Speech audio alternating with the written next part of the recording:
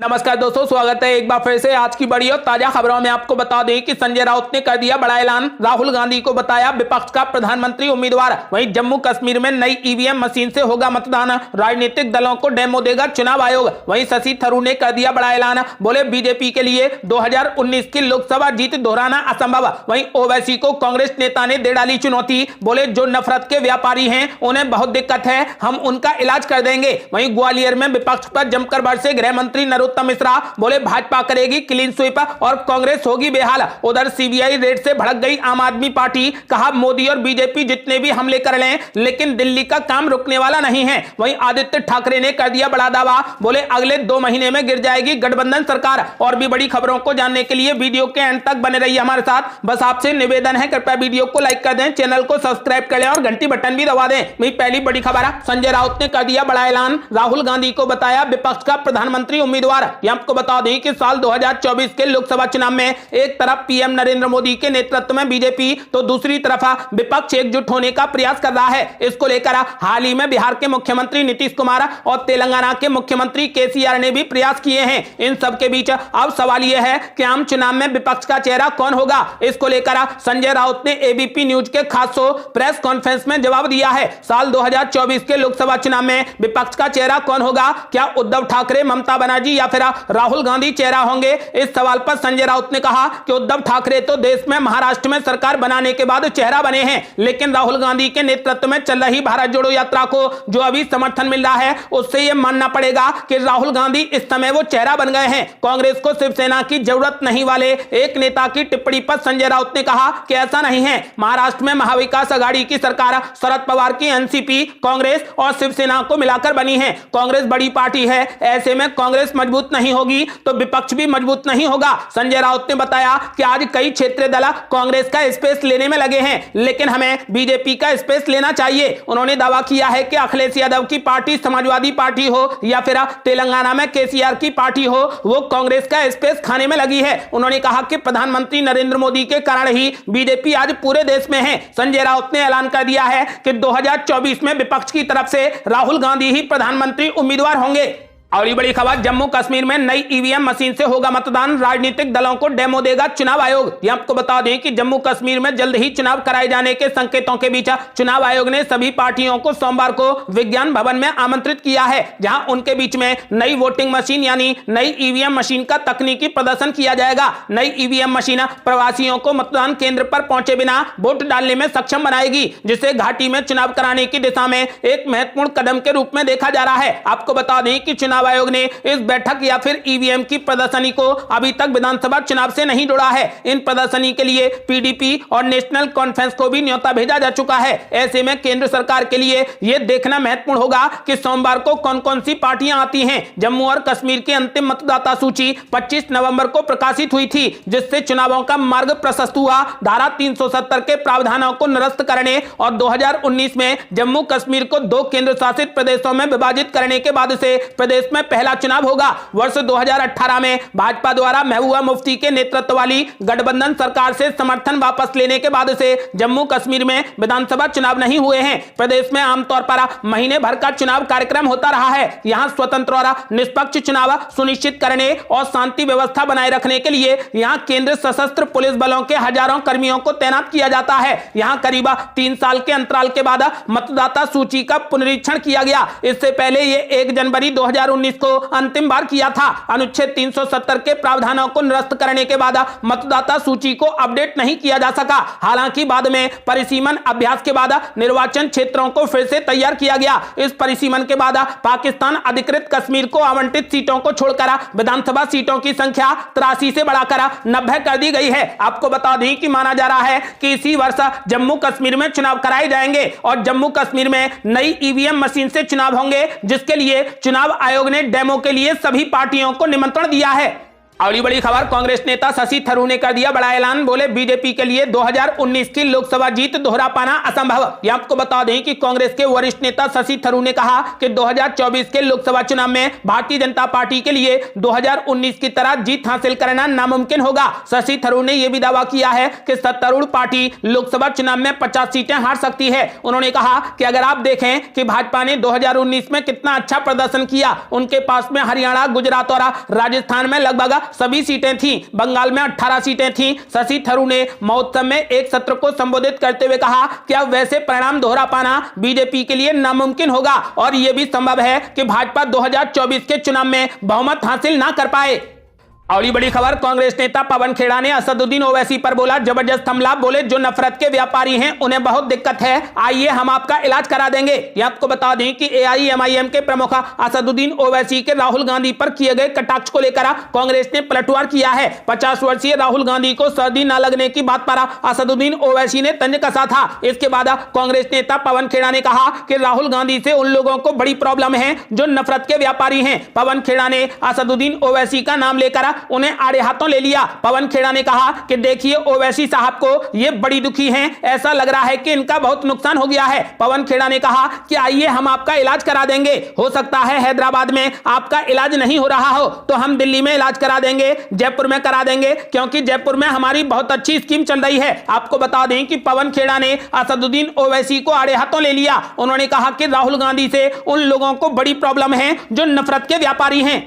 अगली बड़ी खबर, ग्वालियर में कांग्रेस पार्टी पर जमकर बरसे गृह मंत्री नरोत्तम मिश्रा। बोले भाजपा करेगी क्लीन स्वीप और कांग्रेस होगी बेहाल। ये आपको बता दें कि मध्य प्रदेश के गृह मंत्री डॉक्टर नरोत्तम मिश्रा ने आज कांग्रेस पर तंज कसते हुए आगामी विधानसभा चुनावों को लेकर चुनौती दी है। ग्वालियर पहुंचे डॉक्टर मिश्रा ने कहा कि इस साल के आखिर में होने वाले विधानसभा चुनाव के बाद मध्य प्रदेश में कांग्रेस की हालत लोकसभा जैसी हो जाएगी। उन्होंने दावा किया है कि उसकी इतनी भी सीट नहीं आएंगी कि वो सरकार तो दूर अपना नेता प्रतिपक्ष भी नहीं बना सकेगी। आगामी विधानसभा चुनाव में समाजवादी पार्टी सहित अन्य क्षेत्रीय पार्टियों द्वारा मध्य प्रदेश में सक्रियता बढ़ाए जाने और समाजवादी पार्टी द्वारा महू में सर्वोदय सामाजिक सम्मेलन किए जाने पर भी गृह मंत्री डॉक्टर नरोत्तम मिश्रा ने निशाना साधा है। उन्होंने कहा कि वर्तमान का दौर सोशल मीडिया, फेसबुक, व्हाट्सएप और ट्विटर का है, सतत संपर्क का है। केवल चुनाव के समय कहीं पहुंच जाने और वोट के लिए अपील करने से वोट नहीं मिलते हैं। उन्होंने पीएम नरेंद्र मोदी का बिना नाम लिए कहा कि बीजेपी के पास में वैश्विक नेता, बाकी पार्टी नेता भी नहीं है। कांग्रेस पर सियासी हमलावर होते हुए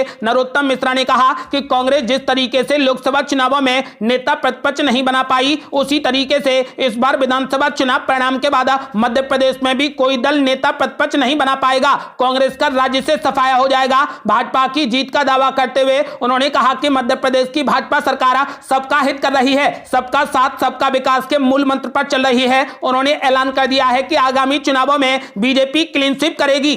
अगली बड़ी खबर, सीबीआई की रेड से भड़की आम आदमी पार्टी। कहा मोदी और बीजेपी जितने भी हमले कर लें लेकिन दिल्ली का काम रुकने वाला नहीं है। ये आपको बता दें कि सीबीआई ने आबकारी नीति में कथित अनियमितताओं के सिलसिले में शनिवार को दिल्ली के उप मुख्यमंत्री मनीष सिसोदिया के कार्यालय में छापा मारा। सीबीआई की छापेमारी के बाद आम आदमी पार्टी के नेताओं ने बीजेपी सरकार पर निशाना साधा है। आम आदमी पार्टी के राज्यसभा सांसद संजय सिंह ने कहा कि मोदी सरकार आम आदमी पार्टी और उनके नेताओं को बदनाम करने और उनके परिसरों पर झूठे छापे मारने के लिए सीबीआई को एक हथियार के रूप में इस्तेमाल कर रही है। लेकिन आपको बता दें कि सीबीआई ने ऐलान किया है कि उसने कोई भी छापा कहीं नहीं मारा है। संजय सिंह ने कहा कि सीबीआई ने पहले आम आदमी पार्टी नेता मनीष सिसोदिया के घर, गांव, कार्यालय, बैंक लॉकर पर छापे मारे और कुछ भी नहीं मिला। इस बार भी उन्हें कुछ भी नहीं मिलेगा। मनीष सिसोदिया कभी भ्रष्टाचार में लिप्त नहीं रहे। वो दिल्ली में लाखों छात्रों को शिक्षा देने का अच्छा काम कर रहे हैं। उन्होंने कहा कि बीजेपी उन्हें इसके लिए दंडित करने की कोशिश कर रही है। मोदी, बीजेपी जितने भी प्रहार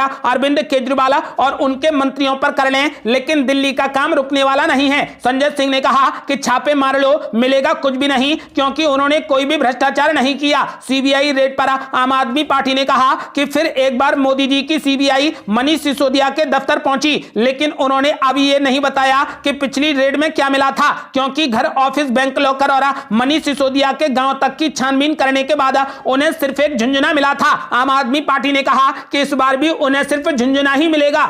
और ये बड़ी खबर, आदित्य ठाकरे ने कर दिया बड़ा ऐलान, बोले अगले 2 महीनों में गिर जाएगी गठबंधन सरकार। ये आपको बता दें कि शिवसेना उद्धव गुट के नेता आदित्य ठाकरे ने महाराष्ट्र की गठबंधन सरकार पर हमला बोला है। शनिवार को शिवसेना उद्धव गुट द्वारा ठाणे में आयोजित रोजगार मेले में ठाकरे ने कहा कि उनकी पार्टी में आमूलचूल परिवर्तन हुआ है। उन्होंने आगे कहा कि वो पार्टी जो कभी अपनी आक्रामक धरतीपुत्र राजनीति के लिए जानी जाती थी, आज रोजगार मेला आयोजित करा रही है। उन्होंने आगे कहा कि एक नई और मजबूत शिवसेना बन रही है क्योंकि युवा इसका हिस्सा बन रहे हैं। इस दौरान आदित्य ठाकरे ने गठबंधन सरकार पर लोगों को बांटने का आरोप लगाया। उन्होंने कहा कि भारतीय जनता पार्टी की गठबंधन सरकार और एकनाथ शिंदे के नेतृत्व वाली बाला साहेब की शिवसेना ने लोगों को बांटने के अलावा महाराष्ट्र के लिए कुछ भी नहीं किया है। उन्होंने दावा किया कि यह गद्दारों की सरकार है, अगले 2 महीनों में गिर जाएगी। आदित्य ठाकरे ने बगावत करने वाले नेताओं को गद्दार कहकर संबोधित किया। उन्होंने कहा कि जो हमें छोड़कर चले गए वे गद्दार हैं और जो हमारे साथ रहे हैं वे असली शिवसैनिक हैं। आदित्य ठाकरे ने ऐलान कर दिया है कि 2024 में फिर से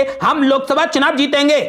और ये बड़ी खबर, जोशी मठ को लेकर इसरो की रिपोर्ट पर पाबंदी और मीडिया से बातचीत पर लगी रोक पर मल्लिकार्जुन खड़गे ने पीएम मोदी पर बोला बड़ा हमला। ये आपको बता दें कि कांग्रेस अध्यक्ष मल्लिकार्जुन खड़गे ने जोशी मठ संकट को लेकर पीएम मोदी पर निशाना साधा है। उन्होंने सरकार पर मकानों में दरारों की रिपोर्ट दबाने का आरोप लगाते हुए ट्वीट किया है कि जोशी मठ के बाद अब कर्णप्रयाग व टेहरी गढ़वाल से भी मकानों में दरारों की खबरें आ रही हैं। विपदा का समाधान व जनता की समस्याओं के निदान के बजाय सरकारी एजेंसियां इसरो की रिपोर्ट पर पाबंदी और मीडिया से बातचीत पर रोक लगा दी गई है। उन्होंने पीएम नरेंद्र मोदी पर जबरदस्त हमला बोला। उन्होंने कहा कि Narendra Modi ji do not shoot the messenger. आपको बता दें कि मल्लिकार्जुन खड़गे ने केंद्र सरकार पर आरोप लगाते हुए कहा कि विपदा का समाधान व जनता की समस्याओं के निदान के बजाय केंद्र सरकार ने सरकारी एजेंसियों की रिपोर्ट पर पाबंदी लगा दी है।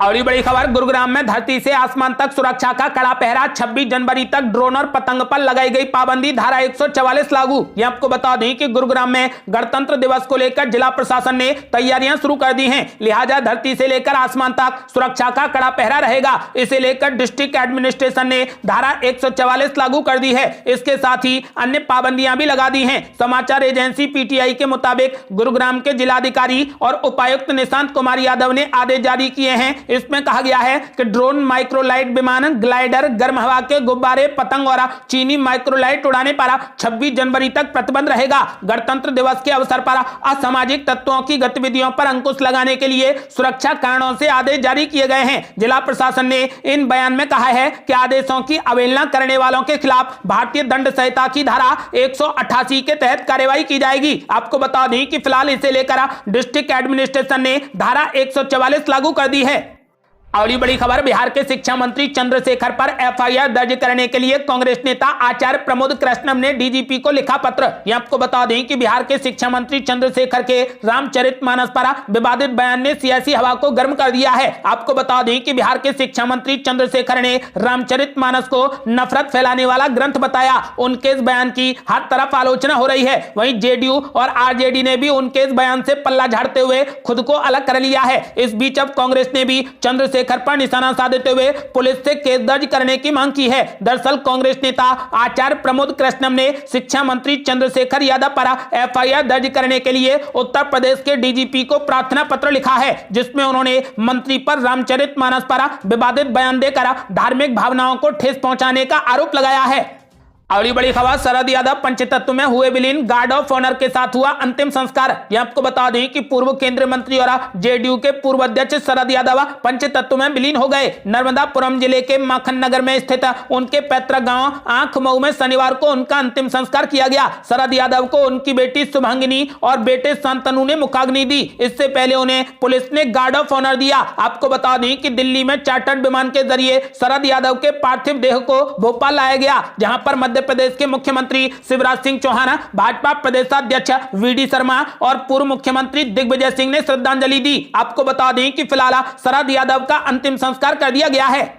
अगली बड़ी खबर, भारत जोड़ो यात्रा में राहुल गांधी के साथ चल रहे कांग्रेस सांसद का हार्ट अटैक से हुआ निधन, रोकी गई भारत जोड़ो यात्रा। यह आपको बता दें कि पंजाब में भारत जोड़ो यात्रा में राहुल गांधी के साथ चल रहे जालंधर के कांग्रेस सांसद संतोष सिंह चौधरी का निधन हो गया। संतोष सिंह के निधन पर राहुल गांधी, मल्लिकार्जुन खड़गे, भगवंत मान और कैप्टन अमरिंदर सिंह समेत कई नेताओं ने दुख जताया है। वहीं संतोष सिंह के निधन पर पंजाब विधानसभा में नेता विपक्ष और पूर्व प्रदेश अध्यक्ष प्रताप सिंह बाजवा ने कहा कि संतोष सिंह को कोई पुरानी पुरानी बीमारी नहीं थी। वो भारत जोड़ो यात्रा को लेकर बेहद उत्साहित थे और बीते 2 से 3 दिनों से ठीक से नहीं सो पाए थे। इसके साथ ही बाजवा ने कहा कि शायद यात्रा को लेकर वो दबाव में थे। आपको बता दें कि जालंधर से सांसद संतोष सिंह चौधरी राहुल गांधी के साथ में चल रहे थे, तभी उनकी अचानक तबीयत बिगड़ गई, उन्हें हार्ट अटैक आया था। संतोष सिंह की हालत बिगड़ते ही राहुल गांधी ने भारत जोड़ो यात्रा को तुरंत रोक दिया और उन्हें तुरंत एम्बुलेंस के जरिए अस्पताल ले जाया गया, जहां पर डॉक्टरों ने उन्हें मृत घोषित कर दिया। संतोष सिंह के निधन के बाद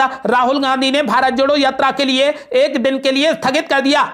अगली बड़ी खबर, केंद्रीय मंत्री नितिन गडकरी को जान से मारने की मिली धमकी, 67 मिनट के अंदर 3 बार आया कॉल। ये आपको बता दें कि केंद्रीय मंत्री नितिन गडकरी को लेकर एक बड़ी खबर सामने आ रही है। बताया जा रहा है कि किसी अज्ञात शख्स ने नितिन गडकरी के नागपुर स्थित कार्यालय में फोन कर जान से मारने की धमकी दी। शिकायत मिलने पर नागपुर पुलिस ने जांच शुरू कर दी है। आरोपी कॉलर को ट्रेस करने की कोशिश की जा रही है। अज्ञात कॉलर ने पहले 7 मिनट के अंदर 2 बार कॉल किया, फिर 1 घंटे के बाद एक और कॉल करके धमकी दी। पुलिस अधिकारी के मुताबिक तीनों धमकी भरे कॉल नितिन गडकरी के नागपुर स्थित कार्यालय में सुबह पहुंचे। आपको बता दें कि फिलहाल इस मामले की गहनता से जांच की जा रही है। अगली बड़ी खबर, उत्तर भारत में कोल्ड अटैक, दिल्ली एनसीआर में फिर से कपाने वाली सर्दी। ये आपको बता दें कि मौसम विभाग ने आने वाले दिनों के लिए बड़ा अलर्ट जारी किया है। कुछ इलाकों में आज से ही ठंड का कहर बढ़ने वाला है, तो कुछ इलाकों में आने वाले दिनों में यह सितम देखने को मिलेगा। उत्तर भारत में कोल्ड अटैक रहेगा, वहीं दिल्ली एनसीआर में फिर से कपाने वाली सर्दी पड़ेगी। अगले 24 घंटे के दौरान उत्तर पश्चिम और मध्य भारत के तापमान में 2 से 3 डिग्री की गिरावट आ सकती है, जिससे राजस्थान के कुछ हिस्सों और हरियाणा के कुछ हिस्सों में शीतलहर की स्थिति पैदा हो सकती है। कर्नाटक के आंतरिक हिस्सों और हिमाचल प्रदेश के कुछ हिस्सों में भी शीतलहर की स्थिति देखी जा सकती है। पश्चिमी हिमालय पर जारी बारिश और हिमपात की गतिविधियां बंद हो जाएंगी। अरुणाचल प्रदेश में हल्की बारिश और हिमपात हो सकता है और पूर्वी असम में हल्की बारिश हो सकती है। ये थी अब तक की बेहद बड़ी खबरें। आपका क्या मानना है? क्या 2024 के चुनाव में विपक्ष एकजुट हो पाएगा? अपनी राय हमें वीडियो लाइक कर कमेंट बॉक्स में जरूर दें। ऐसी ताजा और न्यू अपडेट जानने के लिए हमारे चैनल को लाल बटन दबाकर सब्सक्राइब करें और घंटी बटन भी दबा दें। जल्दी मिलते हैं बड़ी अपडेट के साथ, तब तक के लिए जय हिंद, जय भारत।